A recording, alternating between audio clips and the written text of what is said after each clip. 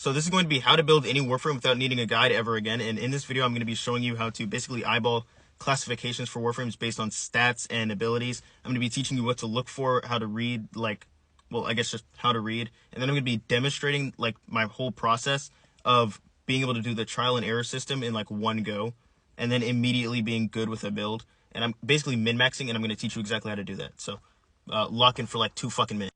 The first thing that we're going to do is try to identify what the Warframe's going to need just by looking at its stats. If they have a crap ton of energy, they're probably going to be spamming their abilities a lot, which means that they're going to be moving around, and we're not going to really have to invest a lot into their survivability, just into their abilities themselves. If they have a crap ton of armor or health, then they're probably going to be very upfront and very close and taking a lot of hits, which means that we are going to have to invest in that, but we might be able to invest a lot less into their energy and efficiency.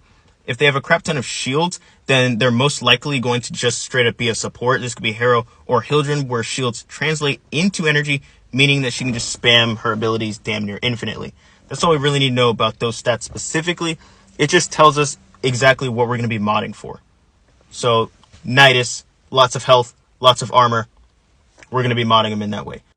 The next thing I'm going to show you is how to identify what we're going to be building into based on the Warframe's abilities themselves. For this demonstration, I'm going to be using Rhino. So we're going to be looking at his abilities and discovering exactly what it is we're doing with him. Rhino Charge tells us that we're going to be moving through enemies, which gives us mobility, which is okay. But when we look at that augment, it says that we're building up armor at the same time, which is really, really good. That tells us that we're building up for armor. That's good already. Then we have Iron Skin, which is a flat overguard increase, which is really, really good. And again, tells us that we're building for armor and strength. And then Iron Shrapnel, which does puncture damage, tells us that we are making the enemy do less damage to us, and we're increasing our critical chance against them. Then we have Roar, which is an increase in strength. That augment does not goddamn matter.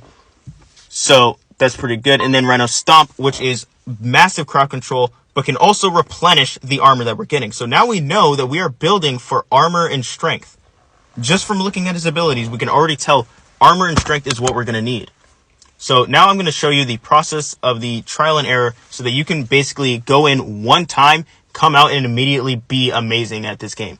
So what we're going to do is go positive on all of these ability stats so that we can find out exactly what we're looking for and what we can do with or without. And then what we're going to do is we're going to go to the strongest survival mission that we can possibly go to. And we're going to stay there, and we're basically just going to lock in and try hard the shit out of this game so that we can find out exactly what our stats and shit are looking like. So as you can see, I only got 7,000 armor, which is worthless. These are against level 80s. So we're already doing pretty bad.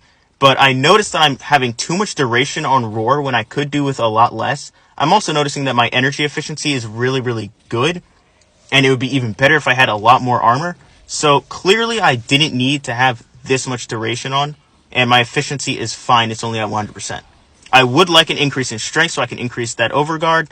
And I don't really care about range too much. It's just not important right now. So I'm actually noticing quite a bit just from tryharding this mission and doing my very best, spamming abilities that I normally don't even use.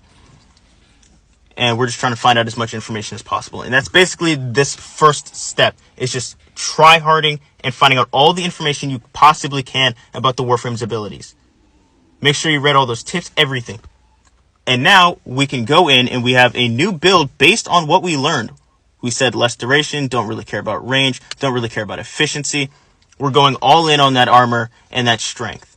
Just like I said in the beginning of looking at Rhino. Sorry, I had to clip off a little bit. But basically we're going to be looking for everything that we can possibly do to increase that big stat that we're looking for on this Warframe, which for Rhino happens to be armor. So we're going to equip a pet that can help us with our armor gains. We're going to be using the mecha set for the Predicites to increase our armor as much as possible. You can get all of these mods from the different open worlds factions, right? The pet factions for each open world. And now we're going to go again, and as you can fucking see, goated. And we've got the pet doing the killing because clearly Rhino does not have a way to do that himself. So we've got the pet doing the killing, and we're just going to be focusing on survival. I did kind of mess up because I should have put on whichever mod it is that gives health for melee attacks for your pet so that we could give it overguard as well. But as you can see, I just fixed up my build based on the status effects things that we learned as well as the Warframe's abilities. And you can see everything that I put on him. And there's Rhino. All we did was look at the tips, his abilities, and it was that easy.